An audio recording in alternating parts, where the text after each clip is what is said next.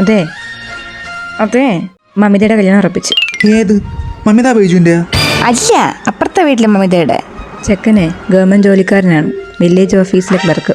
അവൾക്ക് കല്യാണ പ്രായമൊക്കെ ആയോ? പിന്നെ 15 വയസ്സായില്ലേ, കല്യാണപ്രായമൊക്കെ ആയി. ഭാഗ്യം തന്നെ അല്ലേ ചെക്കന് സർക്കാർ ജോലിയൊക്കെ ഉണ്ടാവുമ്പോൾ. സർക്കാർ ജോലി ഉള്ളതുകൊണ്ട് ഇപ്പൊ ഭാഗ്യം എന്ന് പറയാൻ മാത്രമൊന്നുമില്ല. അയ്യടാ, ലൈഫ് ടൈം സെറ്റിൽമെന്റ് അല്ലേ. അങ്ങനൊന്നും പറയാൻ പറ്റില്ല നീതു. പ്രൈവറ്റ് ജോലി ഉണ്ട്, കൂളായിട്ട് ഫാമിലി ലൈഫ് കൊണ്ടുണ്ട്, എത്രയോ പേരുണ്ട്. എന്നാലും ജോബ് സെക്യൂരിറ്റി എന്നൊരു സാധനം ഉണ്ടല്ലോ. എന്ത് സെക്യൂരിറ്റി? ഒരു കമ്പനിയിലെ ജോലി പോയാൽ വേറൊരു കമ്പനി, ഒരേ ജോലി എൻ്റെ ബോറടിയുമില്ല. ഒരു ഗവൺമെൻറ് ജോലിക്കാരുണ്ടാക്കണതിൻ്റെ ഇരട്ടിയിലും കൂടുതൽ തുക പ്രൈവറ്റുകാരും ബിസിനസ്സുകാരും ഉണ്ടാക്കുന്നുണ്ട്. പിന്നെ എങ്ങനെ പറയാൻ പറ്റും? അപ്പോൾ പെൻഷനോ? എന്ത് പെൻഷൻ? അതൊക്കെ പണ്ട്. ഇപ്പോൾ പങ്കാളിത്ത പെൻഷനാണ്, അറിയാമോ? നമ്മുടെ നിന്ന് പിടിക്കുന്ന തുകയുടെ ആനുപാതികമായിട്ടുള്ള എമൗണ്ടേ നമുക്ക് കിട്ടുന്നുള്ളൂ. അത് പ്രൈവറ്റുകാരായാലും ശരിയാണ്, അത് അവർക്കും കിട്ടും. പിന്നെ ഇതിനാണെങ്കിൽ SIP എല്ലാം തുടങ്ങിയാൽ പോരെ. പിന്നെ എന്തിനു വിവിനെ കേരളത്തിലുള്ള മാതാപിതാക്കൾ മൊത്തം ഈ സർക്കാർ ജോലിക്കാരുടെ പുറകെ പോകുന്നത്? ശുദ്ധ മണ്ടത്തരം, അല്ലാതെന്ത്?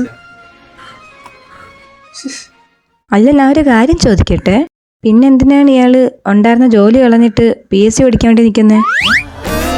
അത് ഓരോരോ കീഴ്വഴക്കങ്ങളാവുമ്പോൾ